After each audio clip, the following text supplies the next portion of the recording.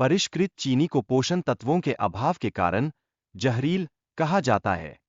इस संदर्भ में यह समझना महत्वपूर्ण है कि यह केवल एक साधारण तत्व नहीं है, बल्कि इसका कैंसर कोशिकाओं के विकास में संभावित योगदान हो सकता है। ऐसे में हमें अपनी दिनचर्या में चीनी के सेवन को लेकर सजग रहना चाहिए। इसके अतिरिक्त सोरा पेय में मौजूद रासायनिक तत्व कैंसर कोशिकाओं के विकास को प्रोत्साहित कर सकते हैं। इनमें से एक प्रमुख तत्व फ्रुक्टोज है, जो विशेष रूप से अग्न्याशय कैंसर से संबंधित है। इस प्रकार यह आवश्यक है कि हम इन पेय पदार्थों को लेकर सतर्क रहें और इनके सेवन को नियंत्रित करें। वहीं प्रसंस्कृत मांस में जो संरक्षक और रसायन होते हैं, वे इसके कैंसरजन साबित होने में महत्वपूर्ण भूमिका निभाते हैं। विश्व स्वास्थ्य संगठन द्वारा किए गए 800 अध्ययन इस दिशा में स्पष्ट संकेत देते हैं कि यह खाद्य समूह स्वास्थ्य के लिए कितना हानिकारक हो सकता है। इसलिए हमें मांस उत्पादों के चयन में सावधानी बरतनी होगी। इसके अलावा फ्रेंच फ्राइज और आलू के चिप्स में पाया जाने वाला कार्सिनोजेनिक केमिकल उच्च तापमान पर सक्रिय हो जाता है। इसके सेवन से कैंसर का खतरा काफी बढ़ जाता है, जो इस बात का संकेत है कि हमें ताजा और स्वस्थ विकल्पों की ओर रुख करना चाहिए। आगे बढ़ते हुए, फार्म्ड सैल्मन में ओमेगा 3 का होना एक सकारात्मक पहलू है, लेकिन इसे केमिकल्स के साथ उगाया जाता है, जो स्वास्थ्य संबंधी समस्याएं उत्पन्न कर सकते हैं। इस संदर्भ में यह आवश्यक है कि हम ऐसे उत्पादों को समझदारी से चुनें जो हमारे स्वास्थ्य के लिए सुरक्षित हों। पैकेज में मौजूद रसायन जैसे बिस्फेनॉल ए टमाटरों के कैनिंग में उपयोग होते हैं, जो स्वास्थ्य के लिए हानिकारक हो सकते हैं। वास्तव में यह बात हमारे खाद्य पदार्थों की सुरक्षा के प्रति हमारी जागरूकता को और बढ़ाती है। ऐसे तत्वों से दूर रहना एक जरूरी कदम है। हाइड्रोजनीकृत तेल का सेवन मानव कोशिकाओं की संरचना को बदल सकता है, जिससे स्तन कैंसर का जोखिम बढ़ सकता है।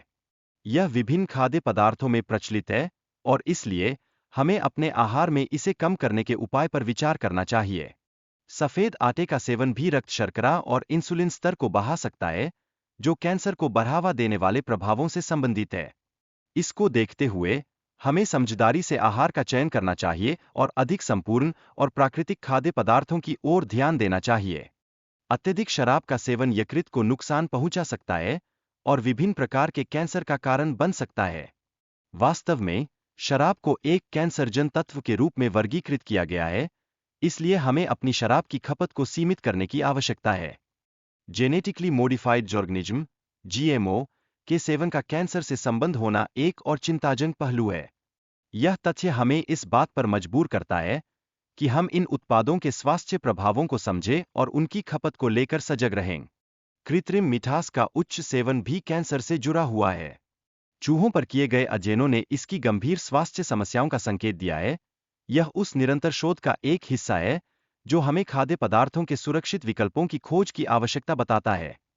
इसके साथ ही उच्च वसा वाले खाद्य पदार्थों का सेवन मोटापे का कारण बन सकता है, जो बाद में कैंसर का जोखिम बढ़ा देता है।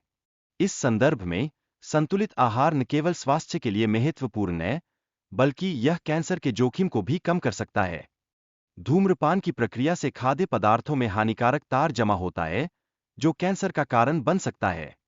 इसके अलावा धूम्रपान किए गए मांस में उच्च सोडियम होता है, जो इसके अन्य हानिकारक प्रभावों को बढ़ाने में सहायक है। डेयरी उत्पादों के सेवन से अंडाशय और प्रोस्टेट कैंसर का जोखिम बढ़ सकता है।